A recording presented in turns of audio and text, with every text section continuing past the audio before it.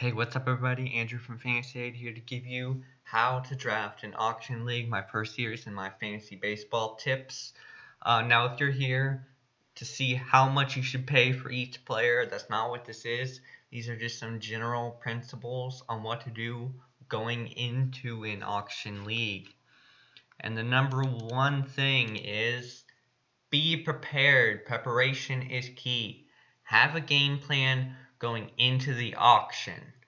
Know your competitors, who they like, who they're willing to overpay for, and always have backup plans and backup to your backup plans. Now, let me explain what I mean here. For me, going into auction leagues, I fill out an Excel sheet with an quote unquote ideal team and ideal prices that I want to target.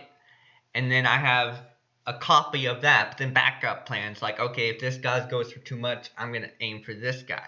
And that really helps me to see how I want to create my team going in.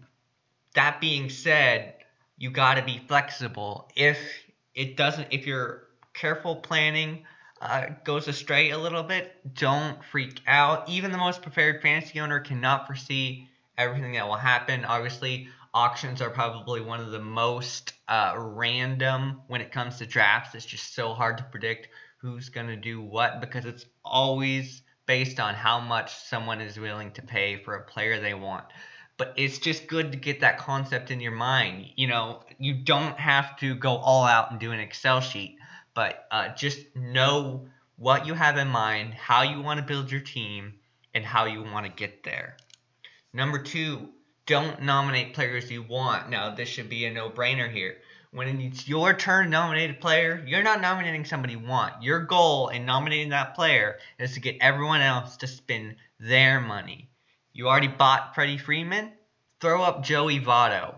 Because you don't need Votto, but other teams still need their first baseman. Get them to spend that money so they don't have the money later when your guys do get nominated.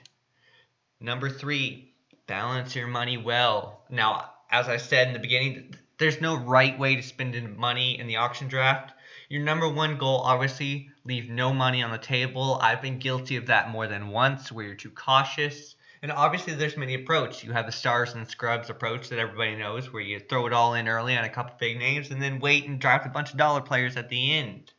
And there's also the one where you sit back early and watch how the prices fall and then outbid everyone else with the money you saved towards the middle of the draft. And I tend to lead more toward the balanced approach. I don't like going stars and scrubs. But it is a strategy. But the middle rounds kind of targeting player approach, that can be taken too far. It is okay to spend a little early to get the starting pitcher, the first baseman, the shortstop that you want. You want to have some stars on that team. You have to balance it. You don't want too little or too much at the end, and that can be hard. It can be really hard just because the variance of what people are paying for players. And that's why you need to know your league, need to know your plan. Like, it goes back to preparation. You need to know where you need to spend and when you need to spend it. Number four, know your league settings. Now, this is a no-brainer. This isn't just auction leagues. This is any league you're in. How can you pay for players when you don't know what you need? You go all in and pay for some big closers only to find out your league is a saves plus holds league and you didn't need to spend all that money on closers. That's just one example. Know your league settings. Number five, pay attention to every team. It's not just about the guys you get, the guys you're targeting. Pay attention to what the other teams are doing, what positions they have filled, what positions they need to have filled, where is their money balance. If 9 of 12 teams have their shortstop slots filled, how much do the two other teams that don't have theirs filled yet, how much money do they have? Are they in a position to pay for one of those top remaining shortstops?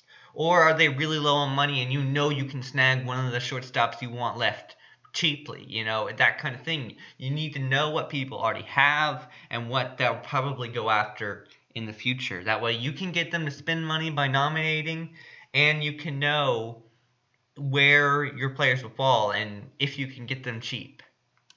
And number 6, be proactive, not reactive. And again, this goes back to preparation. If you go in cold, you are going to panic. If the first couple guys nominated are first baseman and they go for a huge amount, you might be reactive, like, oh man, I gotta grab a first baseman, and then you overbid on the next first baseman you see, and that's just one example. Having a plan helps you avoid situations. You're gonna be proactive. You're gonna know what other teams are going. You're gonna know who's left on the board, and you're gonna know when to spend your money. But if you go in absolutely cold, no preparation, you're going to be reactive to the draft. You are going to overpay. You're gonna panic. That is why you have to plan. You're never going to follow your plan 100%. It's impossible. But you can have the sense of knowing when to deviate from that plan rather than just blindly bidding because of what you're seeing your league mates do. You need to analyze what they're doing and then be proactive about it rather than reactive and following the crowd. If you have any questions, you can join me on Twitter at FantasyAbe1, or you can email me at fantasyabe1@gmail.com. I still have spaces available for the Set It and Forget It League drafting this Sunday, March the 19th at 8:30 Eastern Time. Still spots, 30 active roster slots, set and forget it. You set it, you draft it, that's the team you have for the year, and we see who wins at the end. So if you want into that, you can hit me up. For Fantasy 8, I'm Andrew, and thank you for watching.